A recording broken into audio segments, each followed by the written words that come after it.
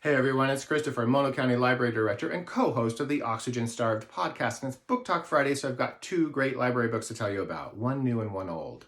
Now, I love good atmospheric Gothic novels, which is great because there's lots of them out there now, and I especially enjoyed the newest book from one of my favorite authors, V.E. Schwab, called Gallant.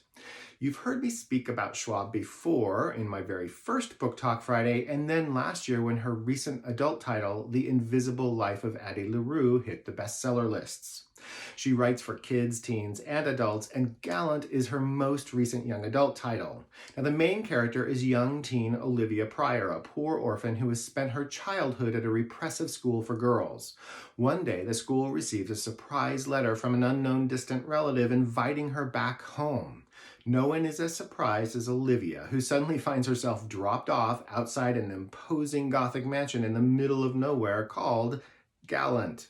Oh, and I should mention a couple of things about her. Olivia is mute. She can hear, but she cannot speak, so she uses sign language or writes. And she can see ghosts. So here is where Schwab's mastery at Gothic fantasy tropes comes alive. A young orphan protagonist who is somewhat isolated from society, a haunted house, distant relatives with surprises of their own, and a plot in which Olivia is the only one placed to save Gallant from the forces of darkness that threaten it. Schwab is great. She paints good and evil juxtaposed in color and life versus shades of gray and decay, light versus shadow. And of course, you know Olivia is going to triumph against those shadows, but the fun and suspense is in the how. Gallant came out to great reviews, one of which says it combines Shirley Jackson's Gothic horror sensibilities with the warmth and dark whimsy of Neil Gaiman, and I agree. I loved it.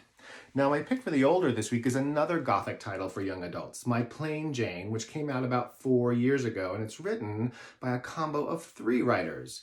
Cynthia Hand, Brodie Ashton, and Jodi Meadows. They had collaborated before on a novel about another Jane called My Lady Jane. Well, in this one, they present their take on the classic novel Jane Eyre by Charlotte Bronte, a take that includes romance, comedy, and a dash of feminism. And let me read a bit of the blurb. Jane, who is best friends with a ghost, has endured years of hardship and misery and is ready to embark on a new life as a governess at Thornfield Hall. She's rather poor, she's rather plain, also she has terrible taste in men.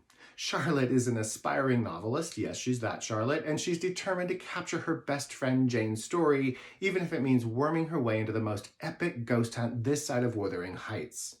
Alexander is an agent of the Society for the Relocation of Wayward Spirits. He's about to discover something very disturbing going on at a little place called Thornfield.